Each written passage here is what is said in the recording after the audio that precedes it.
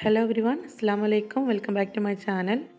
ഇന്ന് ഞാൻ വന്നിട്ടുള്ളത് വളരെ സിമ്പിളായിട്ട് രണ്ട് വിധത്തിൽ പോപ്കോൺ ഉണ്ടാക്കുന്നതിൻ്റെ റെസിപ്പിയുമായിട്ടാണ്. നമ്മൾ പുറത്തുനിന്നൊക്കെ പോപ്കോൺ വാങ്ങിക്കുമ്പോൾ നമുക്ക് രണ്ട് രീതിയിൽ വാങ്ങാൻ കിട്ടാറുണ്ട്. ഒന്ന് കാരമൽ പോപ്കോണും ഒന്ന് സ്പൈസി ആയിട്ടുള്ള പോപ്കോണും. കാരമൽ എന്ന് പറയുമ്പോൾ കുറച്ച് മധുരത്തിലുള്ള പോപ്കോണ്. കുട്ടികൾക്കൊക്കെ നല്ല ഇഷ്ടമാണ് കാരമൽ പോപ്കോണ്. അപ്പോൾ ഞാൻ ആദ്യം അതാണ് കാണിക്കുന്നത്. വളരെ എളുപ്പമാണ്, നമുക്ക് വീട്ടിൽ തന്നെ എളുപ്പത്തിൽ ഉണ്ടാക്കാൻ പറ്റുന്നേ ഉള്ളൂ. അപ്പോൾ നമുക്ക് കാരമൽ പോപ്കോൺ എങ്ങനെയാണ് റെഡിയാക്കുന്നത് നോക്കാം. പോപ്കോൺ റെഡിയാക്കാനായിട്ട് ഞാനിവിടെ അത്യാവശ്യം ചൂട് കട്ടിയുള്ള നല്ല കുഴിയുള്ളൊരു പാത്രം എടുത്തിട്ടുണ്ട്. ചൂട് കട്ടിയുള്ള പാത്രം തന്നെ എടുക്കാൻ പ്രത്യേകം ശ്രദ്ധിക്കുക, അല്ലെങ്കിൽ നമ്മുടെ ചട്ടി പുകഞ്ഞിട്ട് കോണെല്ലാം കരിഞ്ഞു പോകും. നമുക്ക് കുക്കറൊക്കെ യൂസ് ചെയ്യാം പോപ്കോൺ ഉണ്ടാക്കാൻ വേണ്ടിയിട്ട്.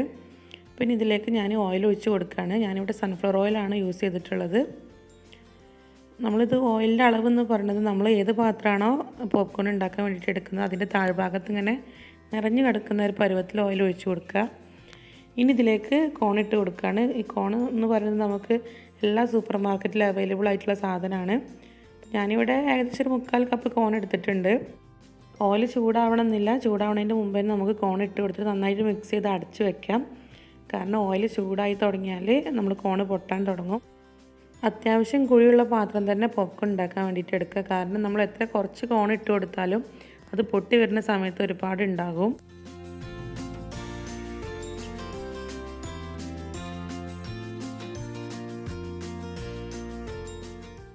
മീഡിയം ഫ്ലെയിമിൽ ചെയ്തെടുത്താൽ മതി. ഇടയ്ക്ക് ഇങ്ങനെ പാത്രം ഷേക്ക് ചെയ്ത് കൊടുക്കുന്നത് എല്ലാ കോണും പൊട്ടാൻ ഹെൽപ്പ് ചെയ്യും. അല്ലെങ്കിൽ കുറച്ച് കോൺ ഇങ്ങനെ താഴ്ഭാഗത്ത് കിടന്നിട്ട് കരിഞ്ഞു പോകും. അപ്പോൾ നമ്മുടെ പ്ലെയിൻ ആയിട്ടുള്ള പോപ്കോൺ ഇവിടെ റെഡി ആയിട്ടുണ്ട്. ഇനി നമുക്കിത് എങ്ങനെയാണ് കാരമൽ പോപ്കോൺ ആക്കി മാറ്റുന്നത് നോക്കാം. അതിനുവേണ്ടി ഞാനിവിടെ ഒരു സോസ് പാൻ എടുത്തിട്ടുണ്ട്. അപ്പോൾ ഇതിലേക്ക് ഞാൻ 2 ടേബിൾ സ്പൂൺ ബട്ടർ ഇട്ട് കൊടുക്കുകയാണ്.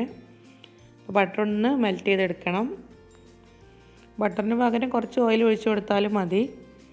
ഇനി ഇതിലേക്ക് ഞാനൊരു 3/4 കപ്പ് ഷുഗറാണ് ആഡ് ചെയ്ത് കൊടുക്കുന്നത്. ഇനി നന്നായിട്ടൊന്ന് മിക്സ് ചെയ്തിട്ട് നമുക്ക് ഷുഗർ അലിയിച്ചെടുക്കണം. മീഡിയം ഫ്ലെയിമിൽ ഇട്ടിട്ട് നന്നായിട്ട് ഇളക്കി കൊടുത്താലും മതി. ഹൈ ഫ്ലെയിമിൽ ഇട്ട് കൊടുക്കരുത്, കാരണം പെട്ടെന്ന് തന്നെ ഷുഗർ കരിഞ്ഞു പോകും. ഷുഗർ ഏകദേശം മെൽറ്റ് ആയിട്ടുണ്ട്. ഇനി ഇതിലേക്ക് ഒരു 1/2 ടീസ്പൂൺ വാനില എസൻസ് കൂടെ ഒഴിച്ച് കൊടുക്കുകയാണ്. ഇത് ഓപ്ഷനിലാണ്, ഒരു ഫ്ലേവറിന് വേണ്ടിയിട്ട് ഒഴിച്ച് കൊടുക്കുകയാണ്.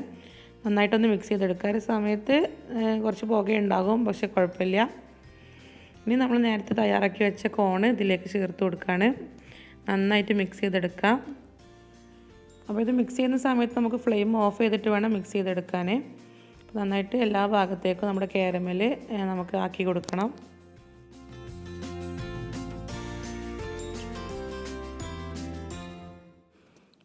അപ്പോൾ നമ്മുടെ കാരമൽ പോപ്കോൺ ഇവിടെ റെഡി ആയിട്ടുണ്ട്. ഇനി ഞാനിതൊരു ബൗളിലേക്ക് മാറ്റുകയാണ്.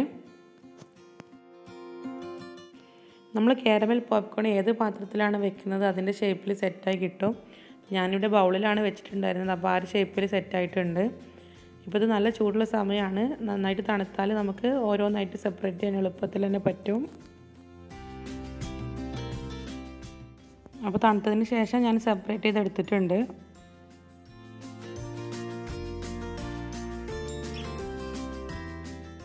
അടുത്തതായിട്ട് നമുക്ക് മസാല പോപ്കോൺ എങ്ങനെയാണ് റെഡിയാക്കുന്നത് നോക്കാം. മസാല പോപ്കോൺ എന്ന് പറയുമ്പോൾ കുറച്ച് സ്പൈസി ആയിട്ടുള്ള പോപ്കോണാണ്. അപ്പോൾ അതിനുവേണ്ടി ചൂട് കട്ടിയുള്ള അത്യാവശ്യം കുഴിയുള്ള പാത്രം എടുത്തിട്ടുണ്ട്. ഇനി ഇതിലേക്ക് ഞാൻ കുറച്ച് ഓയിൽ ഒഴിച്ച് കൊടുക്കുകയാണ്. പിന്നെ കുറച്ച് കോൺ ഇട്ട് കൊടുക്കുന്നുണ്ട്. പിന്നെ 1 ടീസ്പൂണ് മഞ്ഞൾപ്പൊടി, 1 ടേബിൾ സ്പൂണ് കാശ്മീരി മുളക് പൊടി, 1 ടേബിൾ സ്പൂണിൻ്റെ അടുത്ത് തന്നെ ഉപ്പും ചേർത്തിട്ടുണ്ട്. പോപ്കോണിലേക്ക് അത്യാവശ്യം ഉപ്പ് വേണം. നന്നായിട്ടൊന്ന് മിക്സ് ചെയ്തിട്ട് നമുക്ക് അടച്ച് വെക്കാം. അപ്പോൾ ഞാനിവിടെ യൂസ് ചെയ്തിട്ടുള്ളത് കാശ്മീരി മുളക് പൊടിയാണ്. അപ്പോൾ നല്ല സ്പൈസി ആയിട്ടുള്ള മുളക് പൊടിയാണെങ്കിൽ അതിനനുസരിച്ച് ആഡ് ചെയ്ത് കൊടുത്താൽ മതി, അല്ലെങ്കിൽ കഴിക്കാൻ പറ്റാതാകും. അപ്പോൾ നമ്മുടെ സ്പൈസി അല്ലെങ്കിൽ മസാല പോപ്കോൺ ഇവിടെ റെഡി ആയിട്ടുണ്ട്.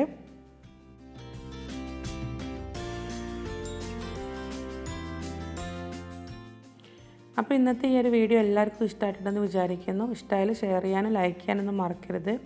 പിന്നെ അതുമാത്രമല്ല, ഇതുവരെ സബ്സ്ക്രൈബ് ചെയ്യാത്തിട്ടുണ്ടെങ്കിൽ സബ്സ്ക്രൈബ് ചെയ്യാനും മറക്കരുത്. വീണ്ടും അടുത്ത വീഡിയോയിൽ കാണാം. Till then take care. Bye bye. അസ്സലാമു അലൈക്കും.